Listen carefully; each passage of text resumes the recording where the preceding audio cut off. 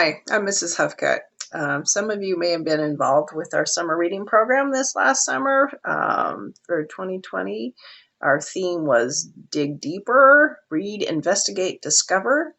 And we had some fun activities that we shared with YouTube, and lots of reading happened. The library ordered some new books in conjunction with that summer reading program. And I'm going to share a few of those with you as part of our family reading night, and also just a few books about reading and how fun it is to read.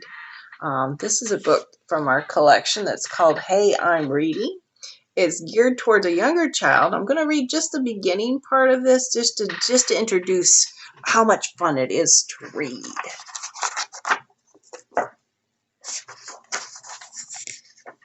Part 1, some things you already know about reading. It takes a long time to get ready to read. It takes years. You've been getting ready all your life without even thinking about it, just by growing up. You already know a lot about reading right now. Here are 6 important things you know. 1, you know that it's good to be able to read. 2, you know that what you read is writing. You see writing wherever you go, on trucks and on t-shirts, on buildings and on boxes. You may even see it in the sky. Wherever you see it, you know that writing means something. Reading is figuring out what the writing means. 3, you know that letters are part of writing. You probably know the names of some letters. Maybe you can write some. Maybe you can write the letters in your name. 4, you certainly know how to talk. Talking is good practice for reading. When you talk, you say words. When you read words. When you were a baby, you only knew a few words. Now you know thousands. You know how they sound and what they mean and how to use them to say what you want. By now, you're an expert talker. You already know most of the words you're going to read. 5, you know about books. You know there are different kinds of books, like fact books and cookbooks and storybooks. You know how to turn the pages of a book. You may know that the words on a page go from left to right. You know that when you come to the end of the page, you go on to the next page. You know where a book begins and where it ends. You know that when you come to the end of a book, you can go back to the beginning and read it again. 6, here's the most important thing you know about reading. You already know so many of the things that you will read about. You know about dogs and cats, rain and umbrellas. You know about friends. You know about the moon and the stars, about spaceships and astronauts. You know about tying shoes and zipping zippers. You know how to make wishes and how to make sandwiches. You know how it feels to love somebody. You will read about all of those things. And there's more in the book, but I'll let you read that for yourself. All right. Here's a book by Todd Parr that's called Reading Makes You Feel Good.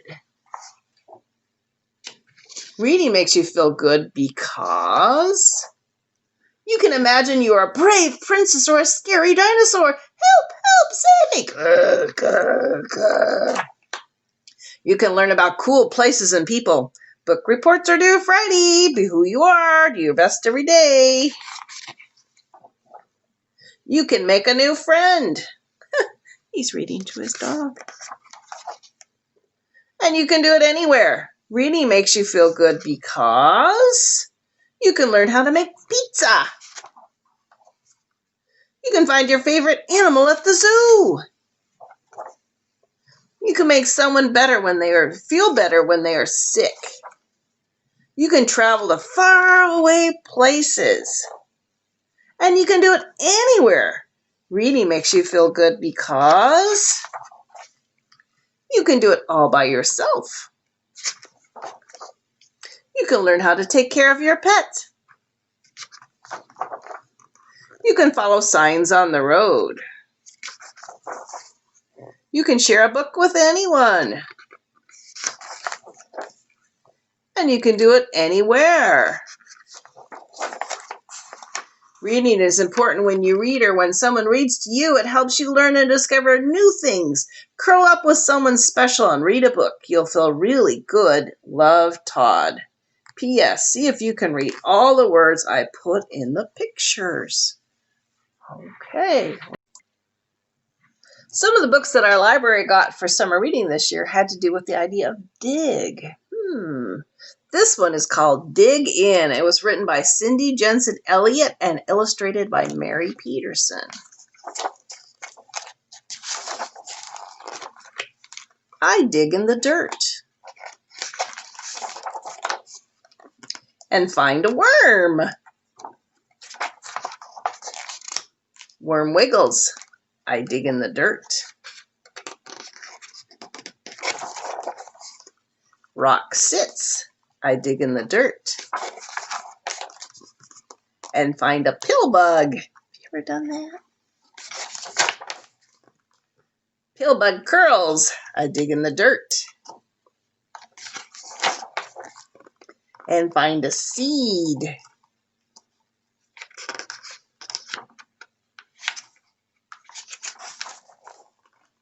Seed waits. I dig in the dirt and find a spider. Spider runs. I dig in the dirt and find a sprout. Sprout grows. I dig in the dirt and find dirt. Dirt squishes. Then I water the dirt and find mud. The end. Here is another book from our collection that has to do with the idea of digging. This one is called Dig, Wait, Listen, A Desert Toad's Tale. It was written by April Pulley Sayre, and the pictures are by Barbara Bash.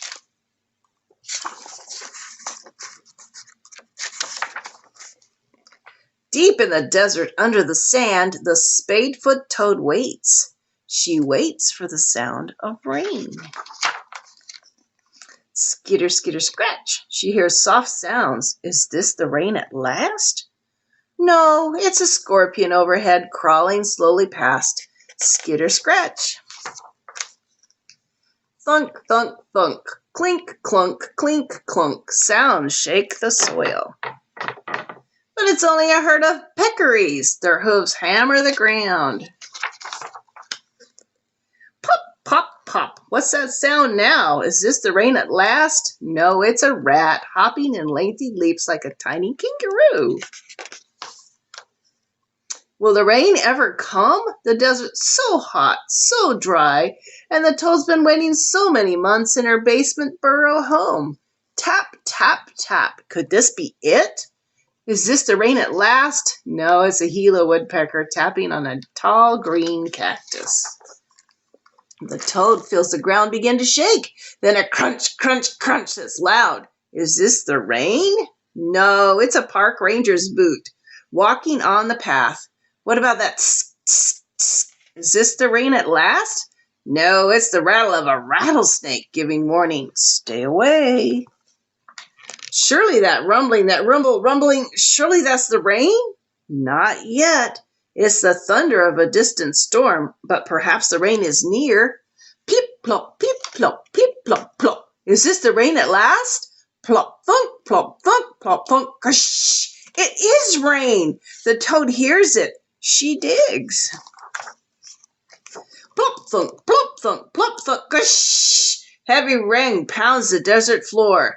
Push, push, and the toad pops right out into the open air. Bleat, bleat, bleat. The toad hears loud bleats. Is that the rain sound too?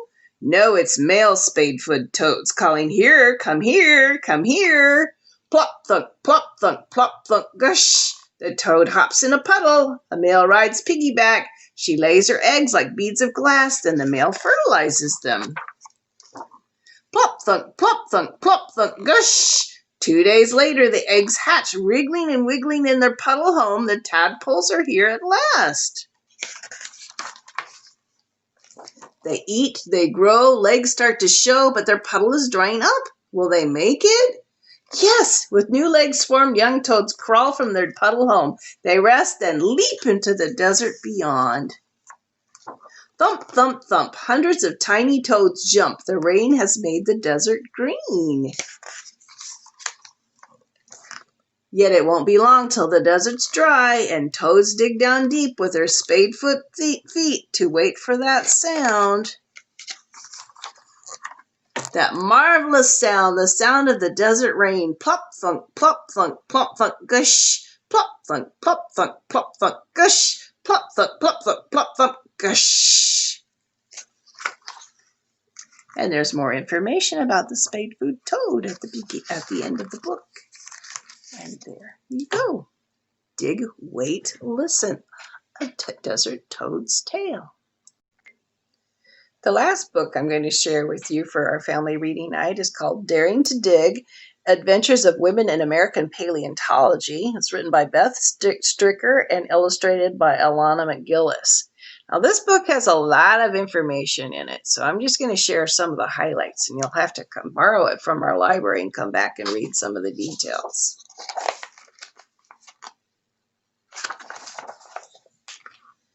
Daring to Dig. Fossils are the remains of past living things usually preserved in rock. Paleontologists are scientists who uncover and study these clues to learn about life long ago. Thomas Jefferson, 3rd President of the United States, was one of America's first paleontologists. He studied fossils from the giant ground sloth to the enormous mastodon. Since then, paleontologists have explored Earth's mysteries. Most paleontologists have been men. There were many reasons for this, but the biggest was that many men did not think women should have jobs, go to college, or become scientists. Often they discouraged women from chasing their dreams. A few women broke these rules and pursued their passion. With support from their families, some went to college. If they were offered a job afterwards, they earned less than men. Over time, several bold, smart women created their own paths to paleontology and became role models for others. Despite facing discrimination, women have shaped our understanding of the history of life on Earth. These stories highlight some of the biggest adventures of their careers. So if you dare, let's dig in. The first one is Annie Alexander. In 1903, adventurer Annie Alexander was on an expedition in Shasta County, California with a group of friends. The team uncovered the bones of a prehistoric creature with paddle-like arms and legs. Look at all the information that's on this page. It was a marine reptile they found. With money from her father's successful business and her own wise investments, Annie could afford to travel the world and donate specimens and funds to the University of California. She and her friend Louise donated more than 20,000 fossils and modern plants and animals to the university's collection. Wow. Mignon Talbot. One morning, Mignon was out for a stroll with her sister Ellen near Holyoke, Massachusetts. They passed a hill of gravel, and Mignon noticed a large piece of sandstone streaked with white. She stopped to take a closer look and discovered a fossil. The fossil was incomplete and most of the skull was missing, but Mignon examined the evidence and published a paper about her discovery in 1911. The dinosaur would have walked on 2 feet and was the same height as a chicken, though much longer. And lots of information on these pages, too. The next one is Carlotta Mallory. Carlotta loved traveling. In 1916, she headed to the Dominican Republic to collect a variety of fossils and learn about the age of the rock around them. Many of these fossils had not been given a name yet. She and her team arrived in the midst of a revolution, but that didn't stop them. Look at all this. That summer, Carlotta found out that another group of scientists planned to publish about these new fossils. Whoever finished first would get the credit. The race was on. For months, she worked, writing 300 pages with 40 illustrations. She and her professor, Gilbert Harris, published her writings just before the other team. Julia Gardner. In 1944, the world was at war.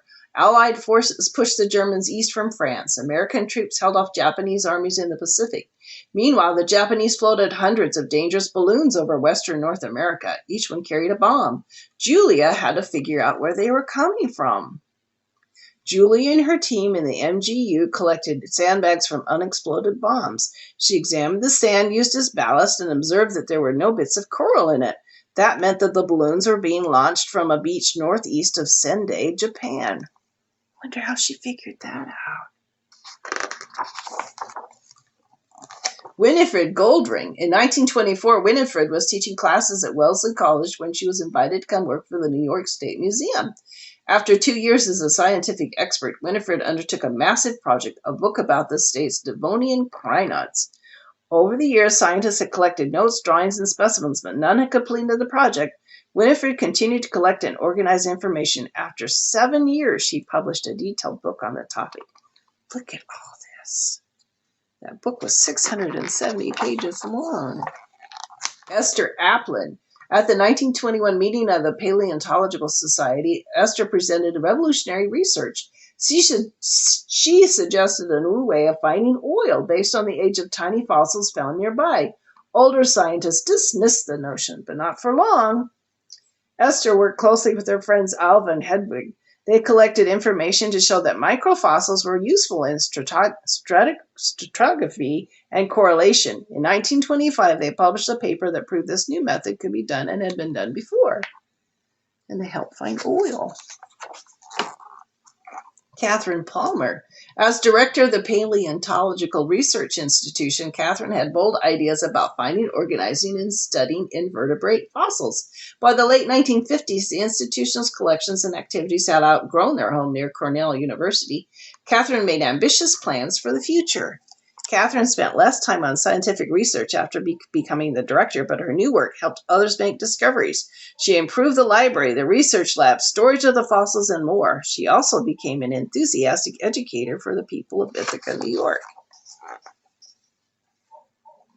Tilly Edinger. In 1940, Tilly stepped off a ship onto the busy streets of New York City. As a Jewish woman, the past few years had been terrifying for her. She had been an unpaid curator in a German museum when strict Nazi laws forced her into hiding. Tilly found temporary safety in London until sailing for the United States on the SS Britannic. Tilly embraced her new life in Boston. She found that American paleontological sites held the remains of extinct horses. Tilly spent 10 years collecting endocasts of these brains and studying them. She wrote an important book on the evolution of the horse brain. Mary Dawson. There is rock beneath Ellesmere Island in the Canadian Arctic that is 55 million years old. Mary read a report on the geology of the region and thought that there might be fossils preserved in the rock. In 1973, she and her team made the long journey to the island. Mary's fieldwork uncovered evidence that the region had been a warm, frost-free swampland 55 million years ago. Fossils showed that mammals had traveled from North America to Europe on land that no longer exists. Her work provided support for the theory of plate tectonics. Karen Chin. Paleontologists search for fossils clues to life long ago. Some fossils are shells, some are bones, and some are footprints. Deep in the rolling hills of northwest Montana, Karen uncovered a special treasure, coprolites, fossilized poop. After she collects fossils in the field, Karen heads back to the lab to learn more. She sometimes uses high-tech tools to examine the coprolites and find evidence about the environment in which they were made. Clues within the coprolites tell us what life was like on Earth millions of years ago. Helen James. Hundreds of years ago, prehistoric humans settled on islands in the Pacific Ocean, including Hawaii. These people affected their environment so quickly that a huge number of birds went extinct. What happened? Helen was determined to find out. Since 1976, Helen has worked with scientist Doris Olson to identify fossil birds. Eventually, they realized that the islands held a huge number of undescribed fossils. The two made their careers documenting these species and the role humans played in the birds' extinction. Phoebe Cohen. In the late 1970s, scientists discovered some of the oldest known fossils in the world. At the time, these tiny fossils were thought to be between 520 million to 800 million years old. 30 years later, graduate student Phoebe took another look at these strange specimens. Phoebe uses fossil clues to piece together what life was like more than 800 million years ago. How did life go from being single-celled to multicellular? If she can learn how living things first developed on Earth, then she can help scientists identify similar situations in other solar systems. And here's some more. Earth is more than 4.5 billion years old, and for the last 4 billion of those years, it supported life. Our planet has a vast history, especially compared to the brief amount of time humans have lived here. It can be tough to visualize just how long ago different plants and animals lived. This map of geologic time helps us picture the immensely long history of life. What we know about Earth's history has changed with each new discovery.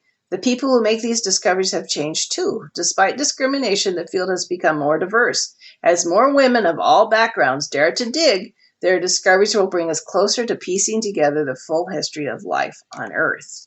And if you want to know more, make sure you check out this book from our library, Daring to Dig, Adventures of Women in American Paleontology. Thank you.